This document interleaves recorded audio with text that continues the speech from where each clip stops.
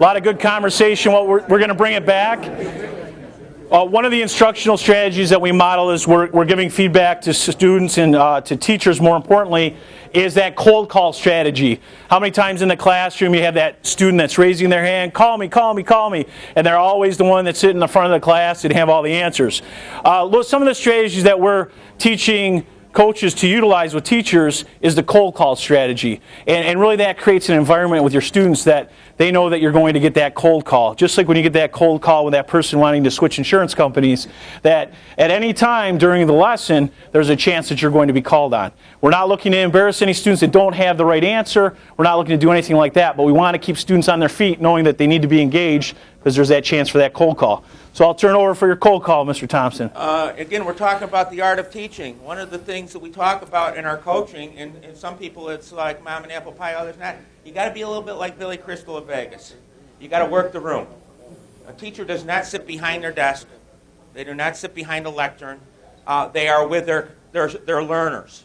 You cannot prove to me anything has been taught until you prove something has been learned. The only way you can do this is constantly conduct those formative assessments. And the way I know about it is to be here. Jim Knight, who the model that we're working with out of the University of Kansas and we're establishing apprenticeship with, says that this model, instructional coaching, is the professional development model for the 21st century. It's the professional development model for the 21st century versus you get everybody in, you get somebody, a speaker that costs you $4,000, they blow in, they blow off, they blow out. And then 2 weeks later, they said, yes, teachers, how that was. They said, well, the lunch was pretty nice. Versus something that's more embedded, something that's more authentic, something that's more directed at how do we help teachers to be more reflective practitioners. All right. So now that we've got your attention and our hook in our lesson, just to introduce ourselves, I'm Kosiorek. I've had the privilege to serve as the superintendent at the Byron-Burgeon Central School District. I'm entering my third year, so really excited about some of the things that we're doing over there. We have a connection. Mr. Thompson actually hired me as his assistant principal at the Leroy Central School District.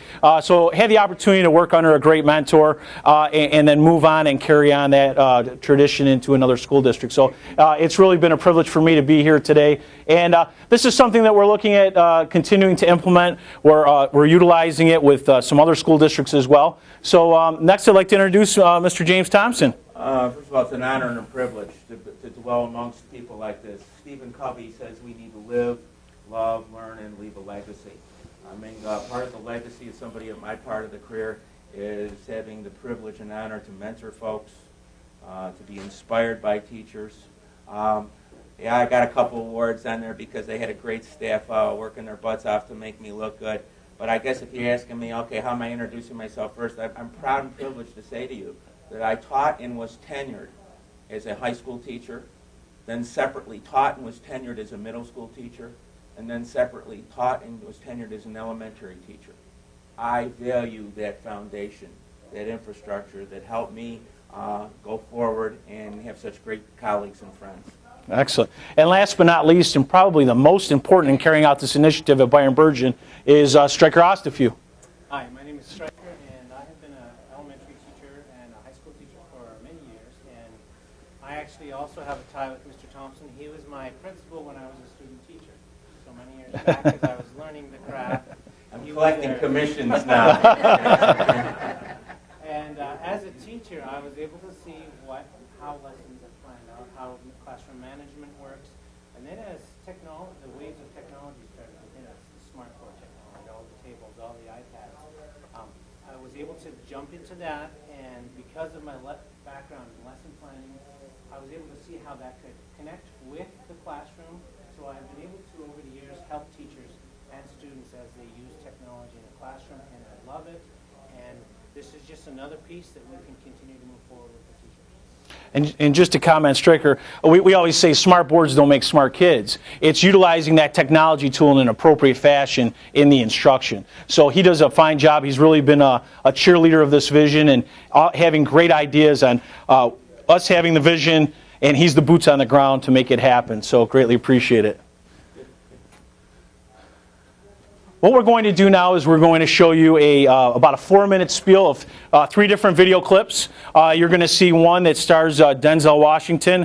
That's a real powerful video clip. We're going to get into some breakdown of Texas A&M football, Johnny Football, and the Heisman Trophy winner. And then we're going to move into some of the art and a cello lesson by Yo-Yo Ma. So what I want you to do when you watch these clips, just think about these questions. What do you see that's common in these video pieces?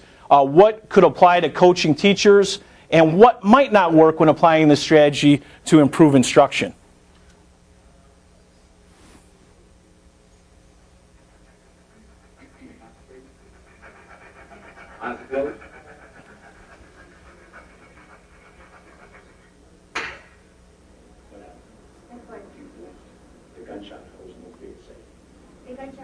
The gunshot holds no fear. Say, The gunshot holds no fear. louder, The gunshot holds no fear. louder. The gunshot holds no fear. You welcome the sound. In fact, it's the sound that sets you free. You are a prisoner on this block until that sound sets you free. Are you ready? Are you ready? Are you set?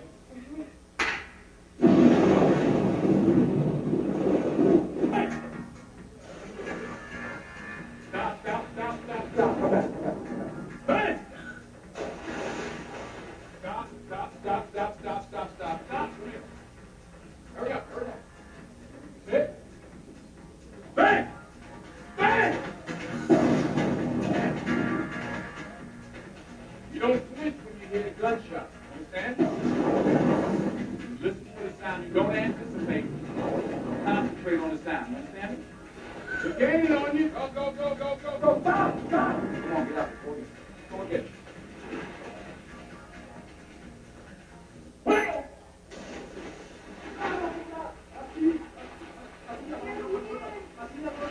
Go, go.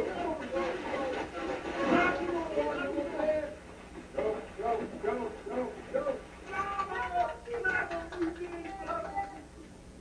10.99.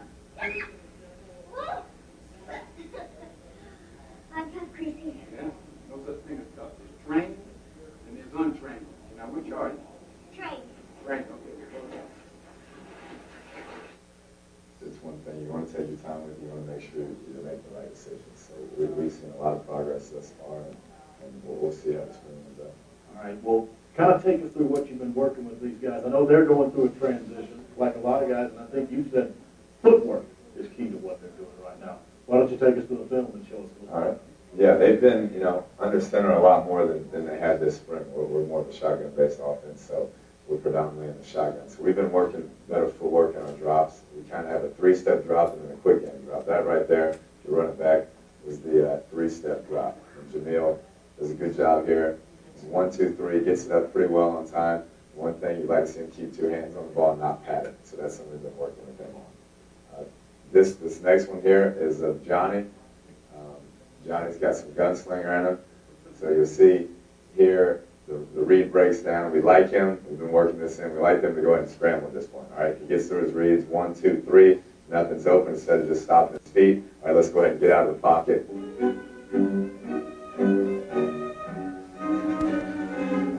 So, listen, we were talking yesterday. You do something to me. Do that. Just, yeah. Can you make it sound like machine gun fire? Almost ugly and quickly to the vision. Next segue, the questions will come back up, and then you want to just do a turn and talk quick. Yeah, that's good. Good. Don't worry about the notes. We're not here to, perfectly, just to get character. Okay? 45 minutes. You know what I feel when you go, Bring up the please, questions. I don't Could you feel tell them that for like a actually minute? We're just going to take a the couple rest Yeah. is actually Excellent. Yeah, a perfect. slap in the face. It's like you want to go on and then something goes back, down, ba-ba-ba-ba-da. When I hear from you, you go da-da-da-da-da. Well, sounds like a nice phrase, right? Okay, so, go ahead. Ah. Bum, bum. Good. Okay, in a moment we'd like you to chat with somebody again for just a minute and ask, looking at those videos, reflecting on them, what do you see that's in common? What could apply to coaching teachers? And what might not work when applying the strategy to improve teaching? So chat with somebody for just a minute. We'll take a few volunteers then, please. All right, we're going to talk a little bit about our story. This is really a vision that we've been working on for over 2 years. And most importantly for this to occur, as I mentioned earlier, was that support of the Board of Education. As anything in education, it does cost money, but being able to do it in an effective fashion, a cost-efficient fashion. Currently we're working in the BOCES region, so this can be co-cert. You can receive aid on that. So that's something that we're moving forward and working on. We started out, there was a school district in the region that was doing some coaching, utilizing some technology. So as Ernie said, you look to steal things from people that are doing it well. We went, it was okay. We said we could do this a heck of a lot better and we could do this more cost effective. So we had the opportunity to do that. Then what we did is we created Mr. Thompson's position. This is a great way to utilize a retired administrator with a strong background. We were able to budget a certain amount of money, which was extremely cost effective, pay an hourly rate, because we know that our administrators, we're a very small school district, we have 7 administrators. We have 2 building principals, 2 assistant principals, we have no assistant superintendent for instruction, no director of learning, the superintendent. So at that rate, how do we bring someone else in that's cost effective, because we know that the community wouldn't support adding more and more administrators. So what we did is we created this position. We had him approved. He worked with the teacher last year who was struggling in our district. First we started out with just the coaching model, sitting down and coaching that instructor and helping them get better at their craft and refine their craft. Then we moved into the video recording. So really that's been Jim's work. Stryker, could you tell us a little bit about Shutterfly and how that works in recording the classroom instruction? Part of our process is that we all have in our districts, most of us have a video storage problem that teachers keep putting lesson plans and on our common servers, and we get more and more content on there, and as teachers we never like to get rid of anything, so we just keep it forever. And our IT department was constantly saying, please can you clean up our common drive, and we're like, no, that's our stuff. So our video storage problem ended up being that we are using a site called Shutterfly, which is a common site that parents use, as you put all your photographs on there and you can have books printed and you can have all kinds of prints made. But they also offer video storage, unlimited video storage for $30 a year. So we still store all our videos on there with a subscription. What we can do is we can upload the video from the teacher securely there. We can send a passcode to the coach and to the teacher. Only they can see the video, so it's very private. And they can look at the video. They can look at it on an iPad at their leisure, and then they can get together and talk about it. And so it was very cost effective. And that's the key there, Stryker, is this is when you want to take risks, you want to be safe in those risk-taking actions. So administration, the evaluator, doesn't see the tape. So we can assure our teachers that the principals who do the evaluation aren't seeing these. The coach is and the teacher is. And really that's what's important for us in taking this risk-taking behavior and showing our staff that it's safe. And it's really for personal and professional growth. So that was key as well. As far as parent-teacher consent, just as we move forward with publishing any of our students in the newspaper, on the website, it's a passive consent. So unless someone comes forward and says, I don't want my child participating in this videotaping, they're able to participate. And as I said, coaching's not evaluation. Coaching, yes, it is evaluative in nature because you're giving feedback, but when we use the terminology evaluation, it doesn't fall into that APPR at this point in what we're doing. So we'll talk a little bit about what's worked and what hasn't worked. Mr. Thompson, could you share with some of the things that have worked in your journey so far? Well, our story's going to unfold in a minute. I'll just mention something, and then we're going to show you the story, the whole process of working with one really wonderful teacher. And a picture's worth 10,000 words. I think what is working is that we're getting slow buy-in with folks. The biggest question somebody asks, well, teachers really want to do this? Is the union going to let you do this? And our coaching model that we're working with, and which is a BOCES-able co-serve we've got now with Jim Knight, We talk a lot about teacher buy-in. It's not an easy thing to do, but it's built on one-to-one relationships. One-to-one relationships. And so we're going to talk. So I think that's slowly but surely. Maybe it's best we'll unfold the rest of what we're doing here to show you our story. So we'll start out with the session. This is a pre-meeting with the teacher and Mr. Thompson serving as our video recording instructional coach. This teacher's name is Rob Hopkins, I'm sorry. He's a 6th grade teacher with us at Byron Burgeon. Hi, I'm Jim Thompson, Executive Director of the Genesee Valley School Boards Association and a consultant with the Byron Burgeon Central School District. I'm here today with Rob Hopkins to go over a pre-observation of a lesson he will be teaching in the near future, which will be videotaped.